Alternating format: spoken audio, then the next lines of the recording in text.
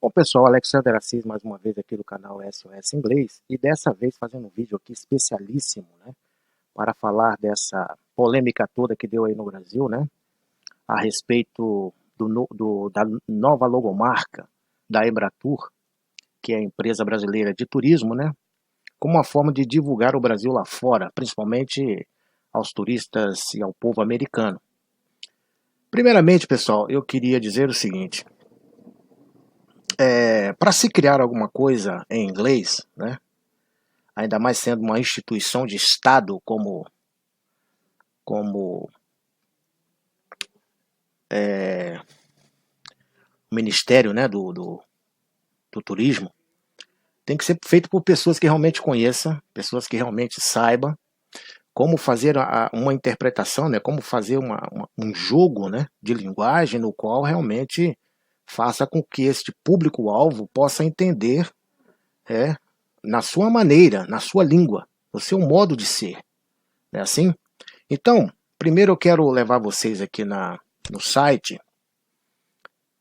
da Embratur e ver aqui o que realmente aconteceu, né? Embratur altera a marca do país no exterior e adota Brasil com Z. Né? Isso gerou também muita polêmica aí, né? Porque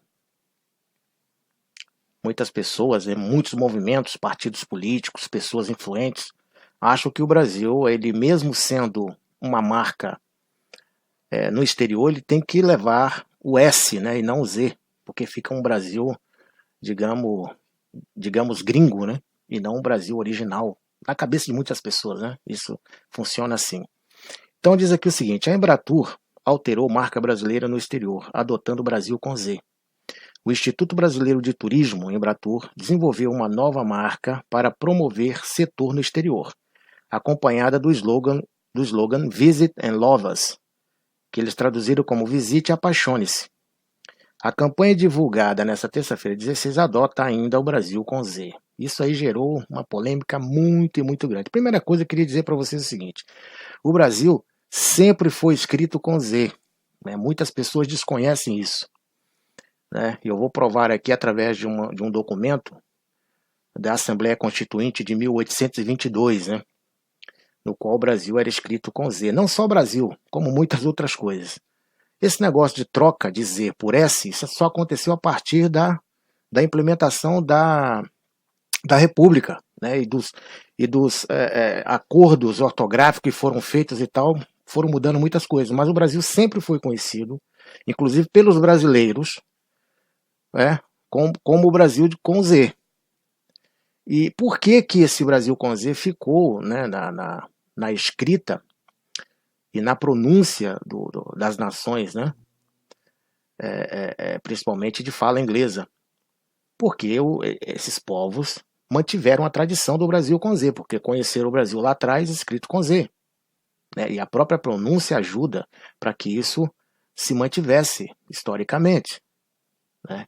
Só para nós que foi mudado do Brasil com Z para o Brasil com S. Quero mostrar aqui um documento, não sei se vai abrir com tanta facilidade assim, peço a vocês um pouco de paciência aí, que mostra, né, essa reunião aí dos constituintes, né, logo depois que o Brasil se tornou independente. Aqui está. Como que o Brasil era escrito naquela altura. Então, 19 de junho de 1822, né, o Brasil acaba de ser independente, ficar independente, então tem que se construir, criar uma Constituição, e a Assembleia se reúne, né, com aqueles deputados constituintes para elaborar a nova Constituição. Então vamos ver aqui. Instruções, com 2 Cs, tá vendo? Aqui se refere o Real Decreto de 3 de junho do corrente ano com 2 Ns, que manda convocar uma Assembleia Geral, Assembleia sem I, Constituinte e Legislativa para o Reino do Brasil. Brasil com Z, gente. Eu vou deixar o link desse documento para vocês depois dar uma olhada pessoalmente.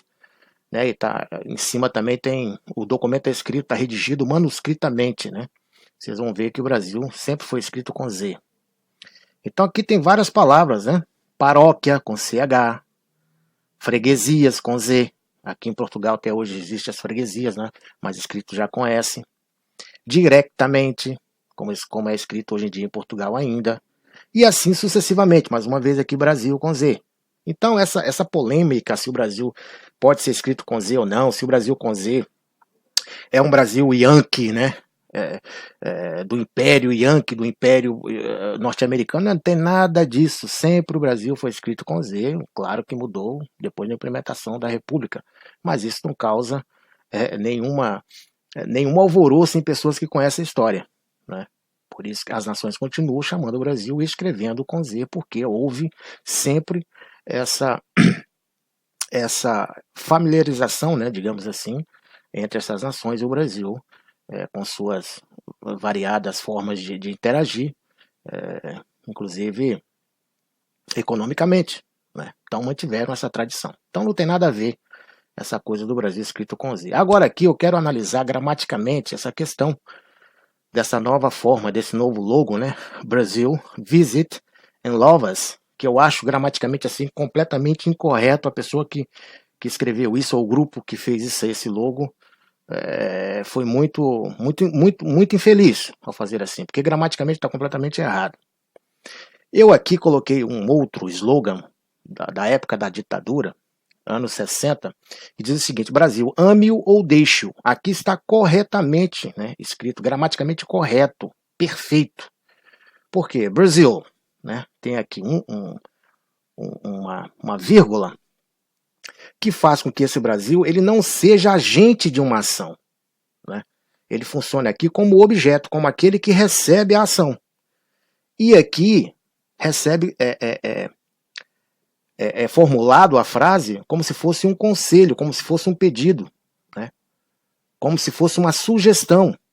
Visit and love it seria mais correto gramaticamente. Por quê? No inglês e no português também diz o seguinte: não se pode usar dois pronomes retos na mesma frase. Tem que se usar um pronome reto e um oblíquo, né? Quais são os pronomes retos e oblíquos? Para I, me, mim, comigo, para tu, te, ti, contigo, para ele, ela, se, si, consigo, e assim sucessivamente. No inglês também é a mesma coisa, só que mais fácil. Por exemplo, I, me, you, he, him, she, her, it, we, us, you, they, them. Então, eu não poderia nunca usar Brazil, visit and love us, porque esse us quer dizer nós, pessoas. Seria os brasileiros. Mas Brasil é apenas um símbolo que reúne muito mais coisas do que simplesmente pessoas. Praias, areias, matas, florestas, águas, rios, né? Flores, animais. Então está tudo incluído nesse Brasil. E o pronome exclusivo e especial para representar coisas, animais e objetos é o it. Então, it é aquele que exerce a ação, mas é aquele também que sofre. Então seria Brasil, vírgula, visit and love it. Seria mais fácil. Mas mesmo assim estaria fora de conotação na questão de como os ingleses, como os americanos veem essa frase, né? Porque amar também tem a ver com sexo, né? Make love, então fazer amor. Agora, fall in love seria apaixonar-se, encantar-se, né?